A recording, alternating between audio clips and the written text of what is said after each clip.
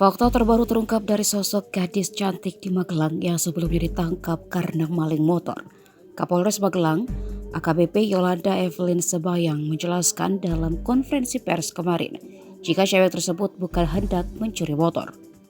Yolanda mengatakan bahwa si anak perempuan tersebut masih dalam pengaruh obat-obatan atau pil koplo, sehingga berani membawa kabur motor kepala dusun. Di bawah pengaruh obat-obatan itu, si cewek berangan-angan mengendarai motor untuk berkeliling. Dan ketika melihat ada sepeda motor, tanpa pikir panjang dirinya langsung membawa kabur. Selang beberapa jam kemudian, sepeda motor tersebut dikembalikan di tempat semula. Terkait alasan kenapa motor itu dapat dinyalakan, karena kebetulan kuncinya masih berada dekat dengan motor pada saat hilang. Kemudian pemiliknya langsung mengadukan ke Polsek Bandongan. Polisi yang menerima laporan itu lalu melakukan pelacakan dan diketahui bahwa yang membawa sepeda motor adalah anak perempuan tersebut. Setelah jelas, pemilik korban pun mencabut laporannya di polisi.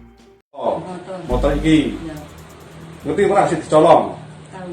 Oh, wis apa? Hah? Wis apa dicolong? Enggak, Mbak ini. Oh, sak durung nyolong kowe ngombe apa? Aku tidak minum apa-apa dari tekan. Ngoplo apa ora? Dua. Juga. Terus udake sentet ku ya.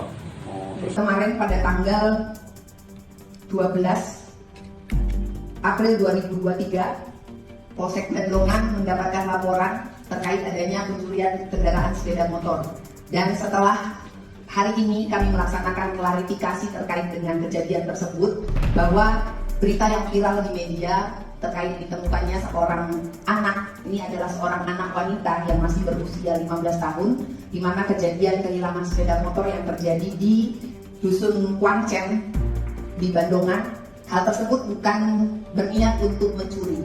Jadi seorang anak ini kebetulan minum pil koplo dan dalam pengaruh meminum obat, dan pada saat pengaruh minum obat itu berkeinginan untuk menaiki sebuah kendaraan yang diparkirkan, namun kendaraan tersebut tidak ada kuncinya.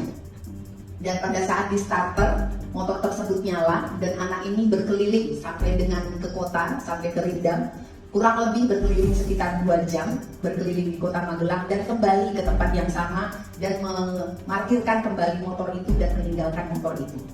Dan pada saat motor ini hilang, yang memiliki motor sudah melapor ke Polsek Bandongan, dan sebagai tindak lanjut yang diambil oleh anggota Polsek Bandongan pada saat itu adalah mengetahui keberadaan anak ini, dan kebetulan di sini kami menghadirkan ada juga Bapak Kepala Desa Bandongan yang melihat pada saat peristiwa terjadi, sehingga anak ini diamankan terlebih dahulu di Polsek Bandongan.